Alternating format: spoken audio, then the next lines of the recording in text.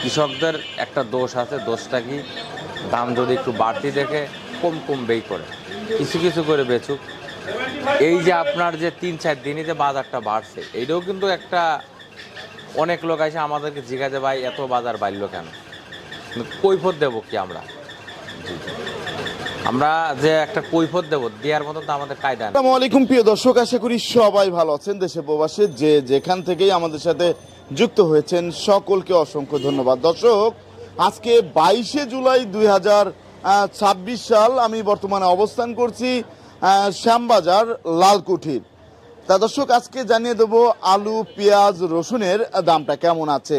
আমি বর্তমানে অবস্থান করছি নিউ বাণিজ্যালয়ে। দর্শক, এটাই হচ্ছে সেই শ্যামবাজার লালকুঠির বর্তমান বাজারে এই যে আলুর দামটা কেমন আছে প্রথমে জানিয়ে দেবো আলুর দাম। আর এদিকে কিন্তু এই যে দেখতে পাচ্ছেন কাঠিলাল স্টিক আলু, তারপরে ডায়মন্ড আলু, সকল প্রকার আলু আছে। আজকে আবার আমরা দেখতে পাচ্ছি এই যে কাঠিলাল স্টিক বড় মাথি আলু আছে। তা কোন আলুর দাম কত সেটা আমরা জানবো। আসসালামু আলাইকুম। ওয়ালাইকুম আসসালাম। ভাইজান কেমন আছেন? আলহামদুলিল্লাহ ভালো আছি, আপনি কেমন আছেন? আলহামদুলিল্লাহ ভালো আছি ভাই। ভাই আমরা দেখতে পাচ্ছি আজকে আবার মাথি আলু আছে। মাথি আলু আছে। তা বর্তমানে আলু বেচা কিনা কেমন হচ্ছে? আচ্ছা কিনা আলহামদুলিল্লাহ মোটামুটি ভালোই আছে। আলহামদুলিল্লাহ ভালোই হচ্ছে। এখনো তো এই যে আলু বিক্রি হয়ে গেল, ছোট আলু না? হ্যাঁ, এটা এটা কি আলু বলে? এটা স্টিকে ছোটটা। স্টিকের ছোটটা, স্টিক আলুর ছোটটা এই যে বিক্রি হয়ে গেল। কত করে বিক্রি হলো? 8 টাকা কেজি। 8 টাকা কেজি? মাত্র 8 টাকা? এই লাস্ট পর্যায়ে এসেও সেরকম মূল্য নেই। না, এখন তো লাস্ট পর্যন্ত, এখন তো মাঝামাঝি সময়।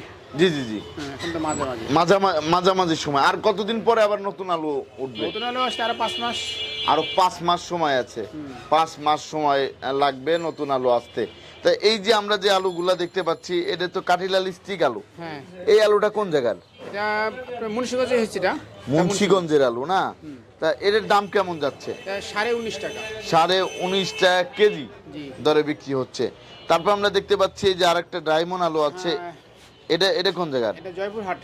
জয়পুরহাটের। এটা কত করে যাচ্ছে? এটা 18 টাকা, 18.5 টাকা।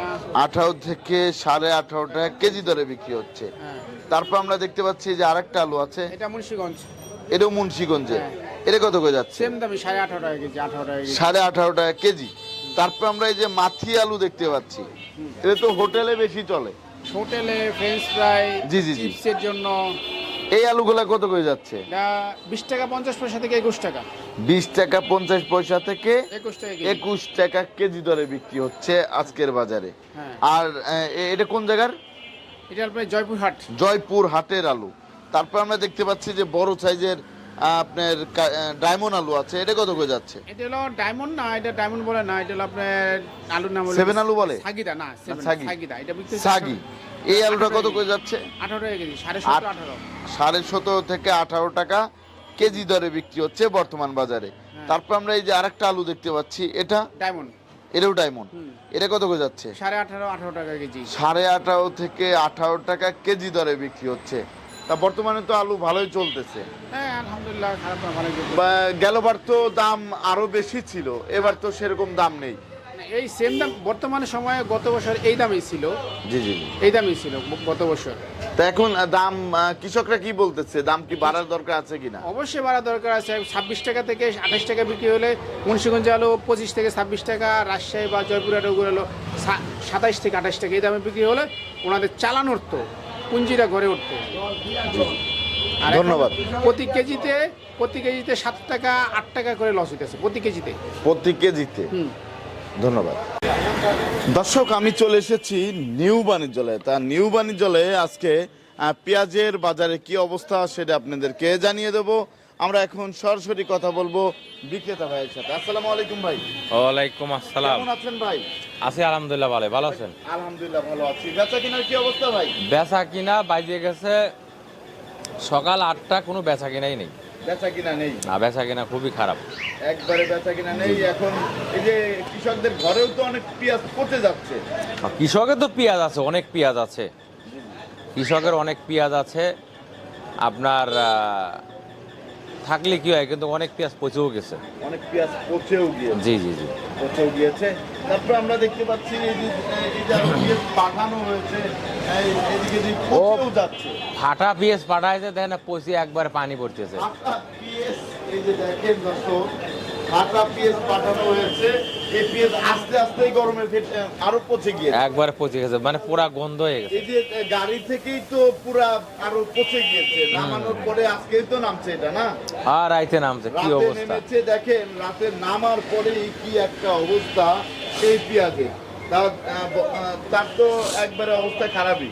খারাপ মানে যে গাড়ি ভাড়া লেবার জি জি জি, এডি তো বাদ, এ আরো টাকা দিয়ে ফেলার লাগবে। আর টাকা দিয়ে ফেলাইতে হবে, কেউ তো ফিরিও নিচ্ছে না।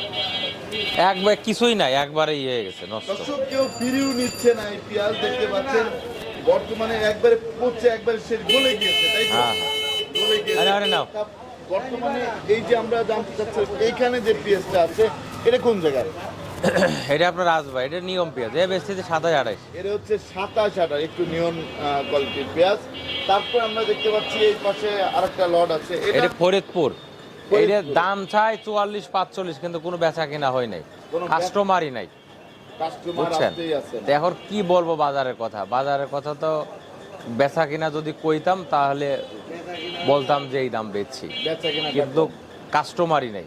কাস্টমার কম। তারপরে যাই দুই একজন কাস্টমার আছে, দাম চাইলে কয় দেইখা আহি, ওই দেইখা আহি কই আর আহে না, আর আসতেছে না, বুঝছেন? জি। তারপর আমরা দেখতে পাচ্ছি যে পাবনার যে পেঁয়াজটা, এটা তো পাবনার, পাবনা এটা কত করে যাচ্ছে ভাই?